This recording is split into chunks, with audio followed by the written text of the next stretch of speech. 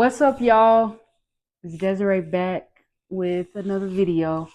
Um, I've been gone for a little minute, but I just been taking some time to really think about what I really wanted to do with this podcast and how I wanted it to be.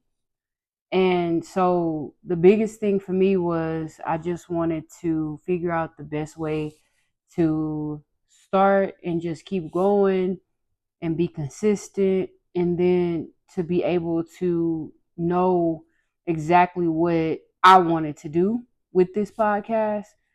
And so I just wanted to see how realistic was it for me to be able to have a two-person podcast, to do a weekly podcast every week, and I'm just getting started. So that's been one of the most frustrating things, is just trying to manage life, work, and gather people to come, and trying to figure out how I want to do the podcast and where I would want to do it. And it's just a lot that goes into doing a podcast and recording and everything that I really wasn't aware of. And it's it's just growing pains. And so I'm just starting. So it's something that I've been basically learning and going through the process.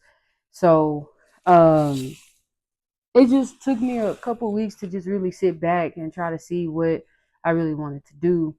So I think I wanted to really just talk about how just a lot of different things and what I've been doing over the time, and how I've been getting to this place where I am right now, and just maintaining the place that I am in this season right now.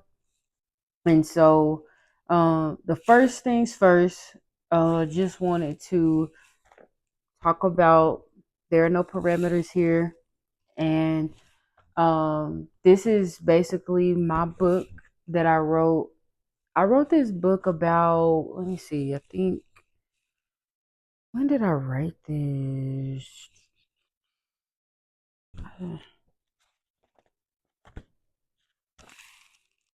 Yeah, I wrote it in 2023, so about 2 years ago. So this is a book that I wrote to be a servant leadership course. And so the main reason why I wrote the book was because when I was working for this company, I was in leadership, and I had first I was like, I didn't really know what I was doing, but I knew that I always had been drawn to be a leader just because I've been the oldest of three. And it was just I think that's the calling that God had put on my life, because he put me in that position from birth. So that wasn't a coincidence. So my thing is that I just have always been in leadership positions, but not in a corporate space. And so with me being in that position, it was really different. I had a leader that had told me about some different trainings that I should take, and like to help me to with confidence, and with being able to speak to people, speak with authority, and not being rude, and just figuring out that balance. And also to knowing how to balance being personable with people, but also being assertive with people, and knowing how to draw that line between being too personal or just being too professional. And so with him, he taught me a lot of different things, but as I just developed. And when I had my team, it was really based on, it was like numbers driven. And my team wasn't doing well. So I was just thinking to myself, I was like, how could I make them or help them to perform better? Because, of course, like, everything that is done by your team is a reflection of your leader. And so I was having meetings with my a supervisor and everything at the time. And I was like, I don't know what I need to do to help them to perform better. Like, I tried being like, saying stuff to them. I'm like, that's not working. I tried being nice. That didn't work all the way. So I was just thinking, and I was just like sitting down, and I was sitting in prayer. I was like, I really don't know. And for me, God really talks to me in my, like, he really talks to me the most in my dreams and sleep. So what I did was, I had a dream. I was like, wait, it was just like me talking to myself and just talking about how I wanted to, basically how I liked to be motivated.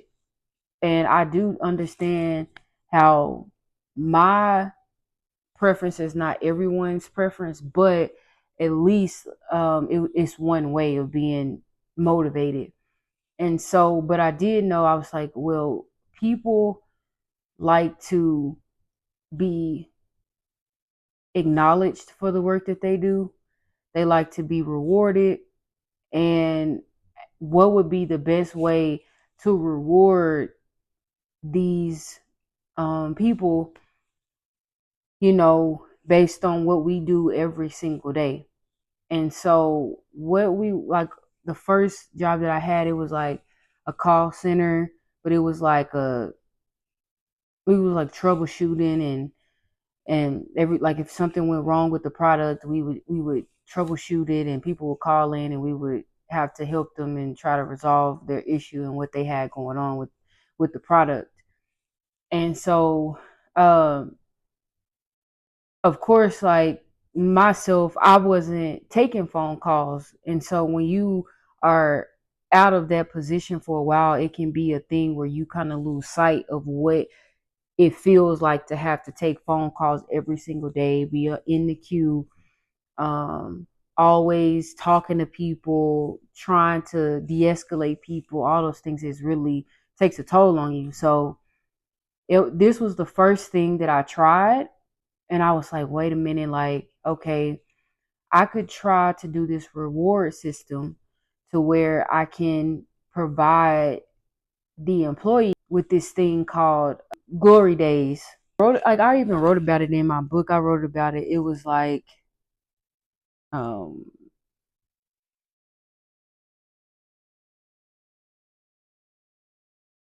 yeah, if I go to the page 30, where we're talking about like different ways to the help the employees to be able to, like, oh, I got something to work towards, even though it's not much, but it's something to work towards. So, um, basically, I will reward. We had metrics, and so whoever had of the highest metrics, I would provide them with um a break, an extra break.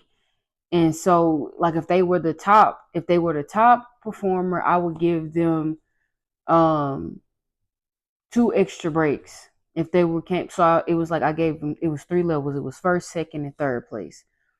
And so, if you were in first place, um, you got two extra breaks. And then if you were in second place, you got, well. So what I no, what I did was, if you was in first place, you got an extra 30 minutes and an extra 15 minutes. If you was in second place, you got an extra two 15 minutes. And then in third place, you got just the extra 15-minute break, because, like I said, nobody likes to be on the phone. So, and also too, it gave people like a reason to want to do better, like, so that they could, like, oh, if I do better, I'll get more time out the queue, because nobody really wanted to take calls. Like, nobody like really likes to do that on a consistent basis, 8 hours a day, and you get maybe like a 30-minute lunch, like, and two 15-minute breaks. That's an hour versus being in the queue talking to people on the phone for like 7 hours.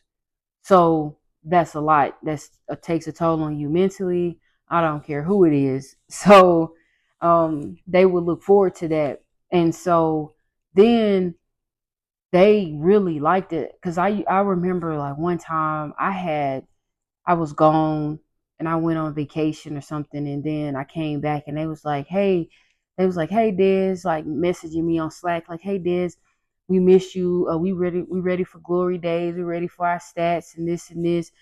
And it was like they were excited about it, but also I did see the change in the progression in their performances as well.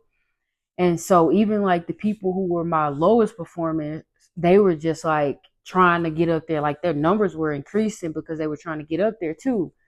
And so then it was just like a plethora of different things, but that's one of them that I really liked. But um, also too, another thing that I really liked that I incorporated was the meditation sessions.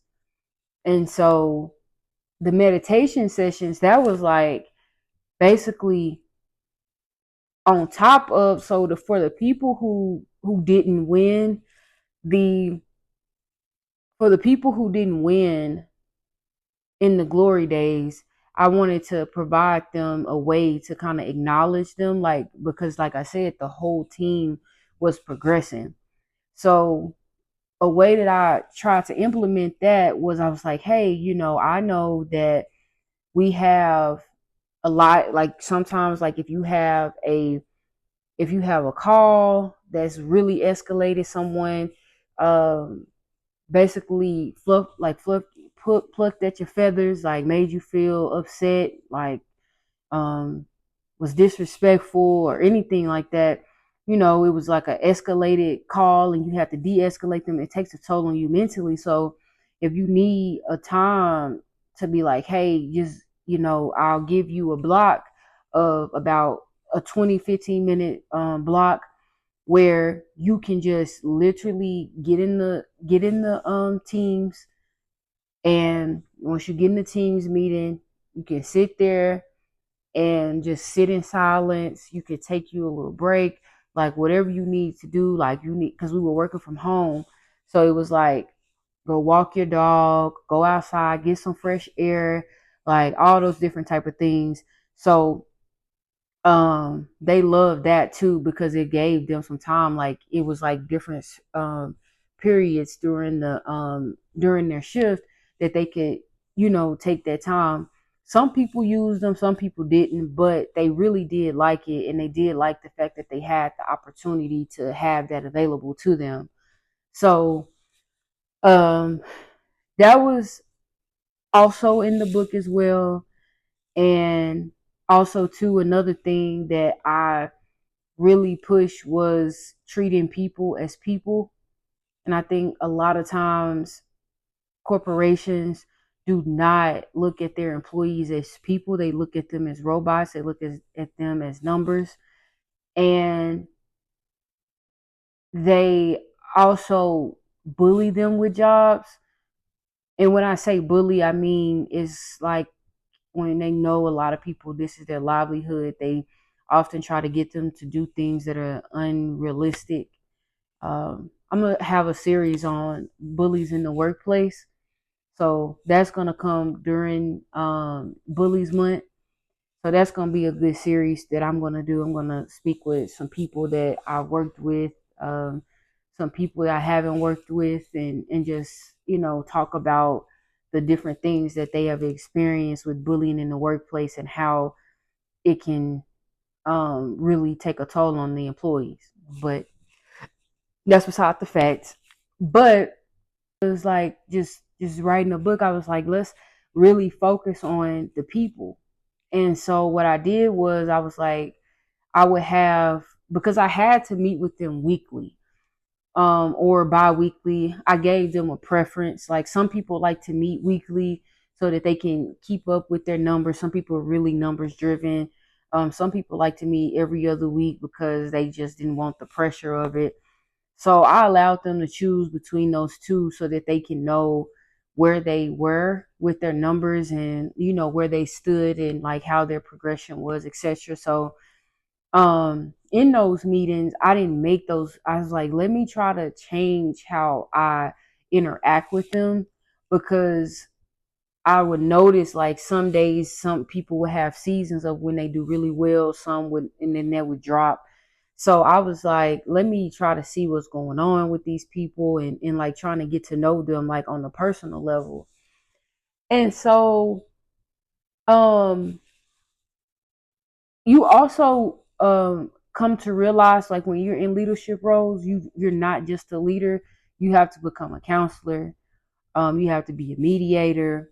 It's a lot of different things that you have to, like a lot of different hats that you have to wear in that position. So it is very complicated, and it can be heavy mentally. But I like I said, I've been appointed in this position.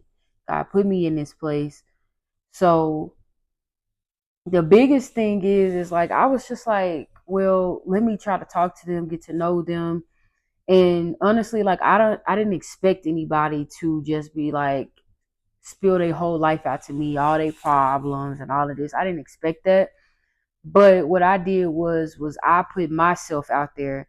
I was transparent with them. I remember this one girl, she had just moved on my team, and she was real spicy. She was real spicy. And I was telling her, like I told her straight up, like I said, look, I understand. I know you don't know me. You just got on my team. And I am like, I'm just going to be real with you. Like, I'm going through a breakup right now. I'm sad. I'm depressed. Like, I don't know what I'm going to do with myself. And I'm still here. And I'm just trying to, get to know you a little bit better and just talk to you. And, I understand, like, if you don't want to talk right now, if you got too much going on in life, whatever. And she was like, everybody has told me this. I've been on different teams. I was like, look, I'm not everybody. I'm sitting here telling you my life right now. Like, and I don't have to do that. I can sit here and try to mask my feelings and then be rude to you, but I'm not doing that. And she was like, you know what? I respect that.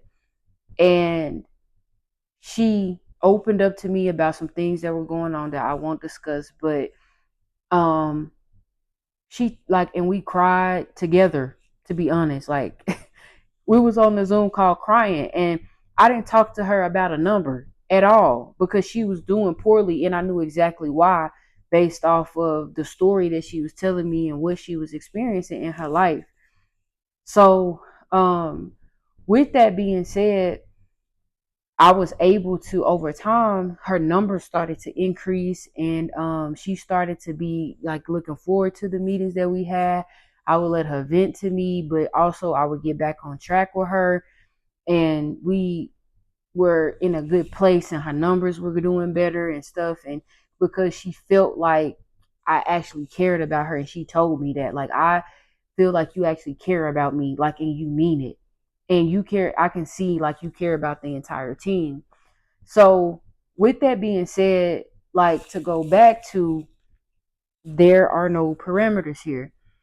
Um this was a part of the reason why I wrote this book, like I said, because there is no one way to do or to practice leadership. It's just adjusting to the people that you have, and adjusting to what your actual role is in that position, what's required of you as a leader, what's required of them as your subordinate, and how to make that mesh while at the same time you're still being human at the same time. I remember I was having some problems with one of my supervisors because um I had been doing all of these different things, and before he became my supervisor, but he was really, really, really, really, really bad with micromanaging, and he was just really being disruptive and very demanding, and just wasn't like, we just didn't mesh well. And so I remember, because like I was working from home, and I remember my cousin and we were in my apartment, and um I was at my desk and he was in the front room, and he was just reading his book or writing or doing something. I couldn't remember. And we were having a meeting, and he was on the meeting, and my cousin could hear him. And my cousin was looking like, what's up with dude? I was like, bro, I'm telling you, like I would tell him about different things that I was like doing, and things I was helping out with my team, and like things that I've helped with my numbers, because he asked me, he was like, what are you doing to for them to get better numbers and this and this? And I told him. He was like, no, I don't like that. He was like, I don't like that. And he was like, I don't think that'll work. I don't think that'll work. These things. And then like maybe like a month or two later, and this crazy because my cousin was here, because he remembered the conversation. And like a month or two later, he came back and he was trying to tell me that we need to implement the things that I was practicing in this book that I wrote. And so here we are today. And I wrote the book because of that. Because my cousin Wesley was like, look, you need to take ownership of your stuff, because you were doing good things, and he just tried to literally steal what you told him. And I was there when you told him this. So I was like, wow, like, I was like, you're right. So we sat there and we wrote that book. We sat on my patio. We wrote everything down. Like, he was telling, my cousin was helping me, because I resisted it for a while, like, because I really didn't want to do it. And so he was like, you need to do it. You need to do it. So I finally did it, and we collabed on it. He just literally like just did the grammatical things and helped me with editing and like the structuring. But I just literally walked him through my whole process and what I did from the beginning of my day to the end of my day. It was really, it was eventful experience, going through a lot. Like, it's just like when you're going through life just in general, and trying to be creative and trying to write things down, and also too, like, not trying to offend people, and also but telling the truth at the same time. And it's just a lot of different things that you have to think about when you are writing a book, and making sure. Oh my gosh, those edits. Oh, the edits. Like 30, 40 rounds of edits. Like 30, 40 rounds of edits, and I'm not being exaggerant. Like, you'll have a look at the formatting, it'll say 125, or words misspelled, or just like little minute things that can be very tedious and frustrating. So it was a real journey. With That's what brings me here today, as far as me trying to get the message out to all the leaders around the world, just about being like the importance of being a servant leader, and thinking about your subordinates more than you thinking about yourself. And so basically, I really want to meet with different leaders, and I want to talk about that on the podcast. Getting different leaders' perspective, their leadership styles, and how they feel about servant leadership. Is it important to them? Is it something that can be done? I think it can be done in all platforms, but maybe I'm biased because of the things, but I'm open to the conversation, because different leadership styles, I think, are effective in different type of environments with different employees, etc. The biggest thing is like, I want to get out to the corporations, get out to the organizations, get out to the churches, get out to the schools, um, get out to the community centers. Just being able to go and talk to all these different organizations, so that I can be able to help, because leadership is in all things, no matter what that is. Like, it can be in sports, it can be in modeling, it can be in corporate, it can be in church, it can be in um, band, like anything, everything is leadership in it. It's always hierarchy, positions, and management levels, etc. So like I said in my first video, this is not going to be just about corporate. This is just what this conversation is about in particular, but it's going to be about talking to different people from different costs of life. And sometimes the conversation may not go on about leadership and everything, but it's always everything that is going on in the world is revolved around leadership. So, or serving, leading or serving. So it's either one of the two. Um, it's just that's just what's the goal right now. And like I said, I'm gonna have some people on. Sometimes I'm not. I'm just gonna talk about some different experiences that I've had. Because like I said, it's too stressful right now at this in this growing stage to have someone and then finding a location, because not everybody do I feel comfortable with them being in my space, like where I stay, where I lay my head and everything. So I think that can be a little dangerous too. So it's just about, finding locations and finding places that are good for like lighting, things for the behind the camera, like those type of things. Also having to save so that I can get me get me an iPad, get me a MacBook, all those different type of things. So for editing and stuff. So it's just a lot that goes into it. And you have to just build on top of build and just go brick by brick until you get you a house. So that's just where I am in the process right now. Um, Before I got here today and got behind this camera today, and honestly, like I always be like in church and um reading and praying, but like this season in my life, I'm really being intentional about reading my Bible I'm reading my Bible from the front to the end, and all some from Genesis all the way to Revelation. And I've never done that before, but it's been so powerful. And it's also been something that I've been just working on, and because it's helping me with this as well, because it's helping me to one, to understand. I want to know who God is more. I want to get to know him, and I'm reading the Bible in a different perspective. I'm reading it to know who God is, not for the benefit of Desiree. And so I also, that I believe that ties into, being a servant, like being a servant leader, because God is calling not just me, but just everyone to serve others, to lead others to the kingdom of Jesus. Like, and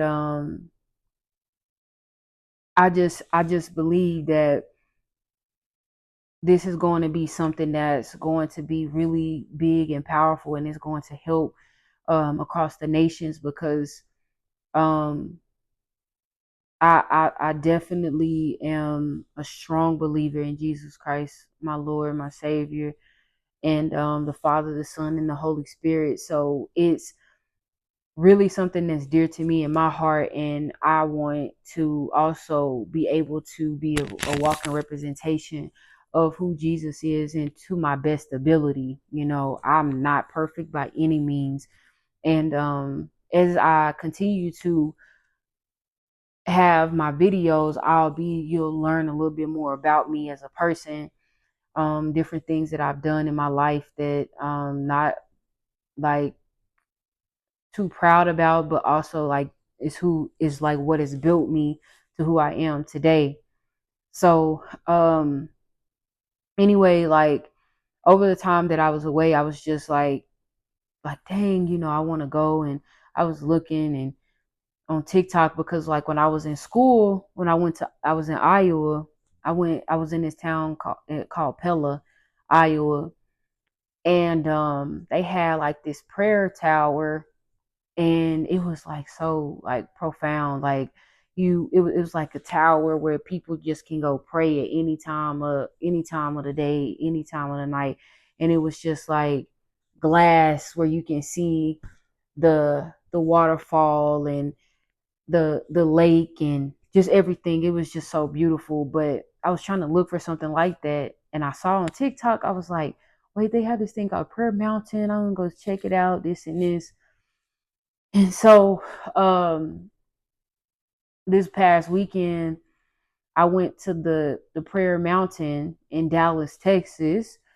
And I personally did not know that Dallas had like all of this like this country area, like where it was like a lot of trees and etc. I'm thinking it's like all city, but it's like a part of Dallas that has like like when they say everything is bigger in Texas, it is like because it's so big. And I'm like, how is this? It's like two things can exist in the same time. I get that, but yeah, so I went, and it's like on this hill, and so it's just like a big community, and got like basketball courts. They have like little prayer areas where you can sit down, pray, look over the mountain. um they had like just the woods and everything. And so I know y'all thinking like, okay, what? But honestly, I went there, I literally was prepared like to pray the walls down and just really just cry my eyes out, talk to God, sit in like his presence, sit with him in his presence, all these things I had.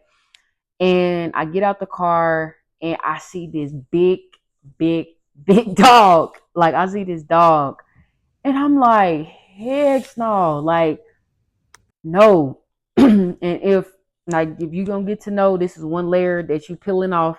But I do not do dogs. Like I don't do dogs at all. Like I like for instance, like I don't do dogs. Like my mom has a dog, and my sister has a dog, my cousin has a dog. They're the only three dogs that I can be around. And any other dog, no. So I get out the car, it's a big old dog, and I'm just like, dang. And so what I did was is like I said, well, I guess it wasn't meant for me.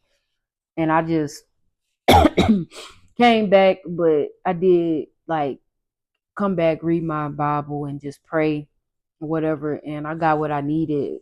But it's just a journey, though. But I'm just really excited. Like I said, I'm gonna see you next Sunday, the Lord's Day. Do you hear me? So I'll be back next Sunday, the Lord's Day. So thanks y'all for really supporting me. Please, if you see this video, like, comment, and subscribe.